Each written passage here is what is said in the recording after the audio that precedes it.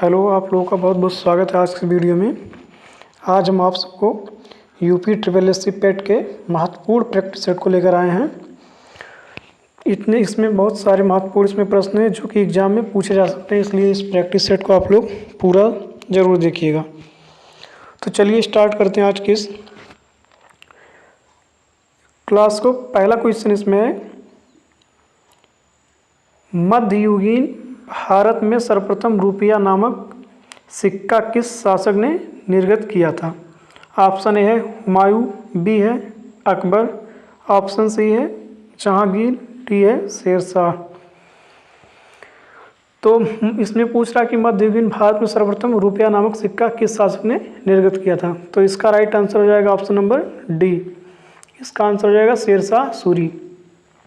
अब शेरशाह सूरी का शासनकाल जो था वो भारतीय मुद्रा के इतिहास में परीक्षण का काल था और उसने मिस्र धातु के सिक्के बंद कर दिए तथा शुद्ध सोना, चांदी तथा तांबे के सिक्के का प्रचलन किया था उसने। नेक्स्ट क्वेश्चन नंबर 2 है, महमूद गजनवी का दरबारी इतिहासकार कौन था? ऑप्शन ए है हसन निजाम, बी है उत्बी, सी है फिरदौसी, डी है चंद्रवरदाई। इसका राइट आंसर हो जाएगा option number B. Mahmud Ghaznavi का जो है दरबारी इतिहासकार था उत्बी। इसका राइट आंसर हो जाएगा ऑप्शन नंबर बी। नेक्स्ट है क्वेश्चन नंबर 3, प्राचीन पत्तन पुहार किसके तट पर स्थित था? ऑप्शन ए तामपरडी, बी है कावेरी, सी है पेरियार, डी है वैगई। इसका राइट आंसर हो जाएगा ऑप्शन नंबर बी। प्राचीन पत्तन पुहार जो है ये कावेरी नदी पे स्थित था, कावेरी तट पे। पुहार या कांकदी बंदरगाह कावेरी के मुहाने पर अवस्थित है। प्रारंभ में इसको जो है चोल शासक करिकल ने कावेरी तट पर पुहार के बंदरगाह को दुर्ग बनवाकर सुरक्षित किया था। नेक्स्ट है क्वेश्चन नंबर 4, महावीर स्वामी को किस नदी के तट पर ज्ञानोदय प्राप्त हुआ था? ऑप्शन ए है स्वर्ण सिकृता, बी है पलासिनी, सी है गंगा, डी है ऋजुपालिका। तो इसका राइट आंसर हो जाएगा ऑप्शन नंबर डी जो है महावीर स्वामी को ऋजुपालिका नदी के तट पर ज्ञान प्राप्त हुआ था। अब महावीर स्वामी का जन्म जो है वो वैशाली के कुंडग्राम के ज्ञात्रिक कुल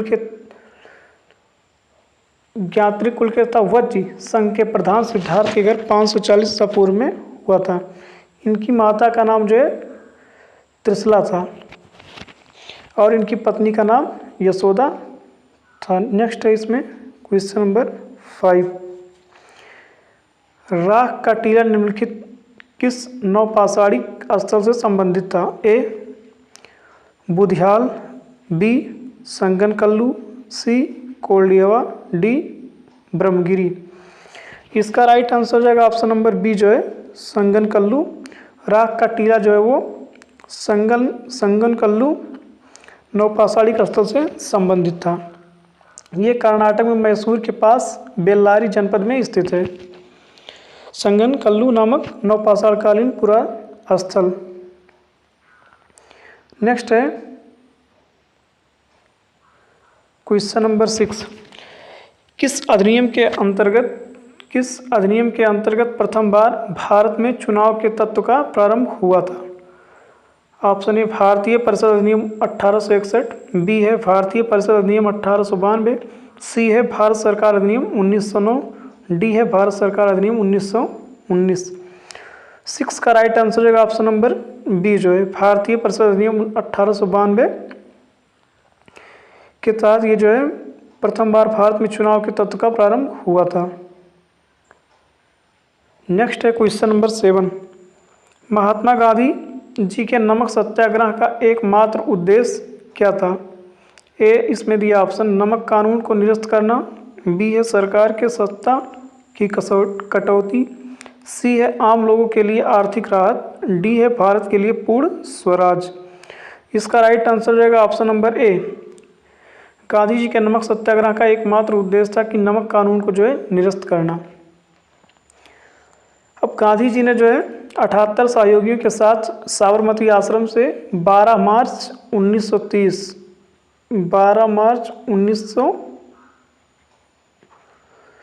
से जो है पैदल चलकर 240 किलोमीटर चलकर 6 अप्रैल 1930 को दांडी पहुंचकर नमक कानून का जो है तोड़ा था या उल्लंघन किया था।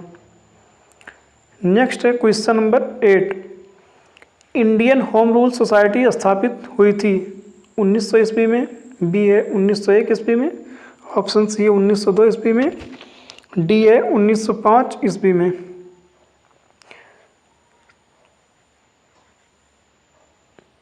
1905 ईस्वी में, तो इसका राइट आंसर हो जाएगा ऑप्शन नंबर डी जो है 1905 ईस्वी में इसकी स्थापना हुई थी इंडियन होम रूल की।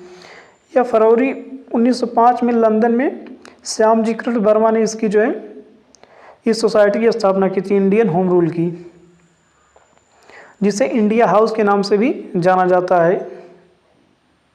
इंडियन होम रूल सोसाइटी को इंडिया हाउस के नाम से भी जाना जाता है। इसकी स्थापना 1905 ईस्वी में हुई थी। नेक्स्ट क्वेश्चन है, किस कांग्रेस अधिवेशन ने 1905 ईस्वी में बंगाल में स्वदेशी तथा बहिष्कार आंदोलन चलाने का समर्थन किया? इसमें पहला है कलकत्ता, बी है बेलगाम, सी है कराची, डी है बनारस। इसका राइट आंसर जाएगा ऑप्शन नंबर डी जो है राइट आंसर जाएगा। सरकार ने जो है 19 जुलाई 1905 को विभाजन की रूपरेखा जनता के सामने रखती है और 20 जुलाई को विभाजन की घोषणा की जाती है, जिसके परिणाम स्वरूप जो है 7 अगस्त 1905 को कलकत्ता के टाउन हॉल में स्वदेशी आंदोलन की घोषणा होती है। फिर जो है विदेशी वस्तुओं का बहिष्कार प्रस्ताव पास किया गया और फिर 1905 में बनारस अधिवेशन में इसकी अध्यक्षता करते हुए गोपाल कृष्ण गोखले ने स्वदेशी एवं बहिष्कार आंदोलन का समर्थन किया था। नेक्स्ट है क्वेश्चन नंबर 10। निम्नलिखित में से किसने लक्ष्मीबाई के पति की मृत्यु के उपरांत उसके दत्तक पुत्र को उत्तराधिकार से वंचित किया तथा बाद में राज्य को अपने कब्जे में ले लिया? Lord Canning, A, B Lord William Bentinck, C Lord Dalhousie, D Lord Wellesley. इसका राइट आंसर जाएगा ऑप्शन नंबर सी जो है लॉर्ड डलहौजी ने 1848 से 1856 के बीच में इसने जो है ये था, इसने भारतीय राज्यों को ब्रिटिश साम्राज्य में मिलाने के लिए हड़प नीति लागू की थी। इसमें जिस राजा के जो है पुत्र नहीं होते थे उसका राज्य अपने में मिला लेते थे। इसका राइट आंसर जाएगा option number C. Next question है, एशिया की सबसे लंबी नदी है? Option A Sindhu, B Brahmaputra, C Yangtze, D Huang He. इसका राइट आंसर जाएगा ऑप्शन नंबर सी जो है यांगत्से नदी जो है एशिया की सबसे लंबी नदी है। यह चीन में है। इसका बहाव लगभग 8,915 मील है और विश्व की सबसे लंबी नदी जो है वो है नील नदी है और भारत की गंगा है। नेक्स्ट क्वेश्चन है, बृहद ज्वार कब आता है? बृहद ज्वार ऑप्शन ए जब सूर्य तथा चंद्रमा एक सीधी रेखा में होते हैं, बी जब सूर्य तथा चंद्रमा समकोण बनाते हैं, सी जब तेज हवा चल रही हो, डी जब रात बहुत ठंडी हो। इसका राइट आंसर हो जाएगा क्वेश्चन नंबर 12 का ए, जब सूर्य तथा चंद्रमा एक सीधी रेखा में होते हैं तब बृहद ज्वार आता है। ज्वार किसको कहते हैं? सागरीय जल के ऊपर उठकर तल की ओर आगे बढ़ने की क्रिया को जो है ज्वार कहते हैं। नेक्स्ट क्वेश्चन है, भारत में प्रवेश करने वाले पश्चिमी विक्षोभ उत्पन्न होते हैं अरब सागर में, बी अटलांटिक महासागर में, सी भूमध्य सागर में, डी हिंद महासागर में। 13 का राइट आंसर रहेगा ऑप्शन नंबर सी जो है भारत में जो प्रवेश करने वाले पश्चिमी विक्षोभ हैं ये भूमध्य सागर में उत्पन्न होते हैं। नेक्स्ट क्वेश्चन है क्वेश्चन नंबर 14। भारत अवस्थित है किसमें? अक्षांश 8 डिग्री 4 मिनट दक्षिण से 37 डिग्री 6 मिनट उत्तर तथा देशांतर 68 डिग्री 7 मिनट पश्चिम से 97 डिग्री 25 मिनट पूर्व के मध्य। तो इसका राइट आंसर रहेगा ऑप्शन नंबर सी जो है ये 8 डिग्री 4 मिनट उत्तर से 37 डिग्री 6 मिनट उत्तर तथा देशांतर से 68 डिग्री 7 मिनट और 97 डिग्री 25 मिनट पश्चिम के मध्य स्थित है।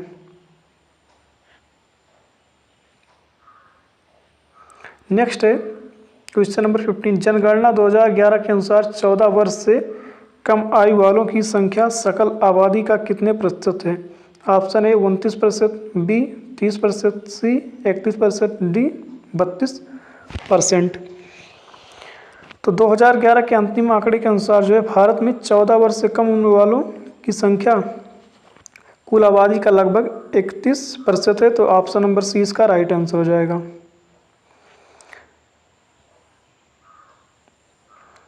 इसमें जो भी क्वेश्चन लिए गए हैं सब बहुत महत्वपूर्ण क्वेश्चन है, एग्जाम में आ सकते हैं, इसको आप लोग अच्छे से याद कर लीजिएगा। चलिए क्वेश्चन नंबर 16 है। साख पत्र दिया जाता है एक निर्यातकर्ता द्वारा, एक आयातकर्ता द्वारा, सीमा शुल्क अधिकारियों द्वारा, जहाजी कंपनी द्वारा। 16 का राइट आंसर रहेगा ऑप्शन नंबर बी, एक आयातकर्ता द्वारा साख पत्र दिया जाता है। साख पत्र को क्रेडिट कार्ड भी कहा जाता है, यह हमेशा आयातकर्ता द्वारा प्रदान किया जाता है।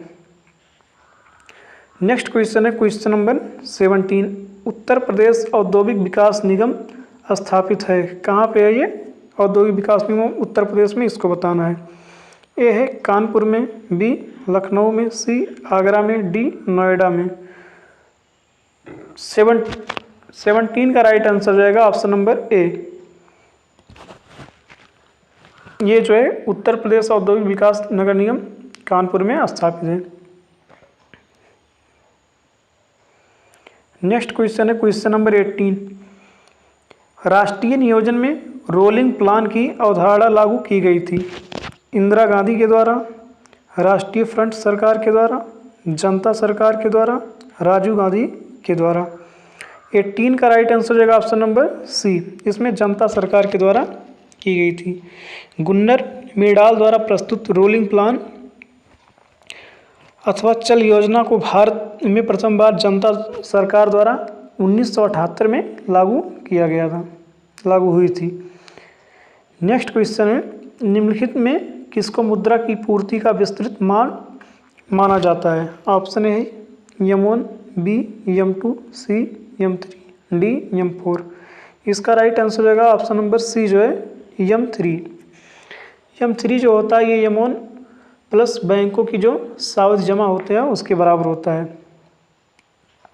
नेक्स्ट है भारत का आर्थिक सर्वेक्षण संबंधित है योजना आयोग से, B reserve bank of India से, सी वित्त मंत्रालय से, डी वित्त आयोग से। तो इसका राइट आंसर रहेगा ऑप्शन नंबर सी जो है ये वित्त मंत्रालय से संबंधित है। भारत का जो आर्थिक सर्वेक्षण वित्त मंत्रालय से संबंधित है, इसका right answer option number C हो जाएगा।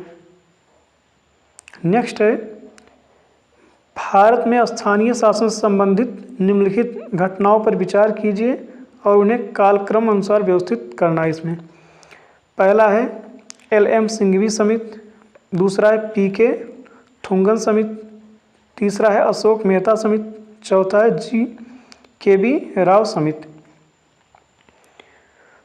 तो इसमें अशोक समिति जो है ये दिसंबर 1977 में ये गठित की गई थी और थुंगन समिति जो है ये 1988 में इसका वो किया गया था गठन। 1985 में GKB राव समिति का गठन किया गया था और 1987 में LM सिंघवी समिति का गठन किया गया था। तो इसका राइट आंसर जाएगा ऑप्शन नंबर सी जो है राइट आंसर हो जाएगा 21 का। नेक्स्ट क्वेश्चन है 22। भारतीय संविधान में संशोधन के लिए विधेयक लाया जा सकता है केवल लोकसभा में, केवल राज्यसभा में, या तो लोकसभा में या राज्यसभा में, भारत के सर्वोच्च न्यायालय में। तो 22 का राइट आंसर जाएगा ऑप्शन नंबर सी जो है, या तो लोकसभा में या राज्यसभा में। अब भारतीय संविधान के अनुच्छेद 368 के तहत जो है संविधान में संशोधन का प्रस्ताव संसद के दोनों सदनों में से किसी में भी लाया जा सकता है, इसलिए इसका right answer option number C होगा। नेक्स्ट है, भारत की संसदीय व्यवस्था में शून्यकाल कहाँ से लिया गया है? संयुक्त राज्य अमेरिका से, जापान से, दक्षिण अफ्रीका से, डी उपयुक्त में से कोई नहीं।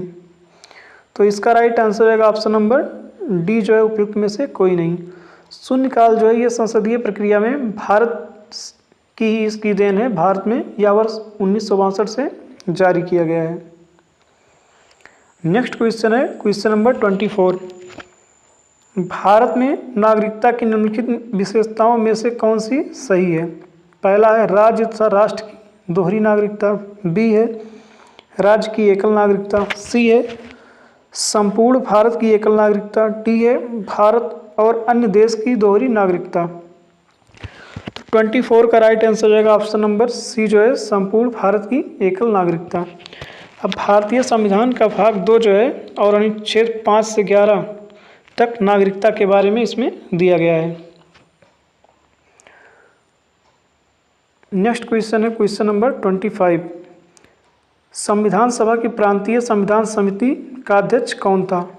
Option A doctor B R. Ambedkar, B Pandit Jawaharlal Nehru, C doctor Rajendra Prasad, D Sardar Patel. तो इसका राइट आंसर जाएगा ऑप्शन नंबर डी। संविधान सभा की जो प्रांतीय समिति थी उसके अध्यक्ष सरदार पटेल थे और संचालन समिति के जो अध्यक्ष थे वो डॉक्टर राजेंद्र प्रसाद थे और प्रारूप समिति के अध्यक्ष डॉक्टर भीमराव अंबेडकर थे। नेक्स्ट क्वेश्चन है क्वेश्चन नंबर 26। हमारे शरीर में रक्त का दाब होता है वायुमंडलीय दाब से कम, वायुमंडलीय दाब से अधिक, वायुमंडलीय दाब के बराबर, उपयुक्त में से कोई नहीं। इसका राइट आंसर रहेगा ऑप्शन नंबर बी जो है, वायुमंडलीय दाब से अधिक होता है हमारे शरीर में जो रक्तदाब होता है। और रुधिर दाब को जो है स्फिग्नोमीटर से मापा जाता है जो रुधिर का दाब होता है।